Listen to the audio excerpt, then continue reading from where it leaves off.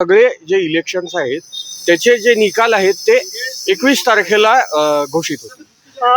सोबतच 21 तारखेपर्यंत निवडणूक संपल्यानंतर अर्धा तास कुठले एक्झिट पोल देखील 20 तारखेचा जे पोल आहे त्याच्या निवडणूक संपल्यानंतरच अर्ध्या तासानंतर एक्झिट पोल हे डिक्लेअर होतील आणि मॉडेल कोड ऑफ कंडक्ट जो आहे आचारसंहिता ही सुद्धा 20 तारखेपर्यंत कंटिन्यू राहील.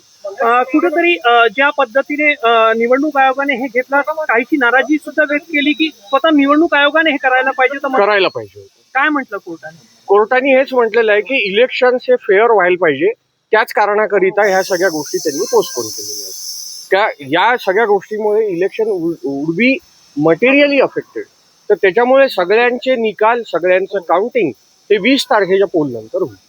इलेक्शन कमिशन कडून काही वकील उपस्थित झाले तर त्यांनी काय तर्क मांडला आणि त्याबद्दल काय कोर्टाने म्हटलं? इलेक्शन कमिशन तर्फे त्यांनी पत्र दिलं की जे काउंटिंगचं आहे त्याच्या संदर्भात पत्र दिलं होतं.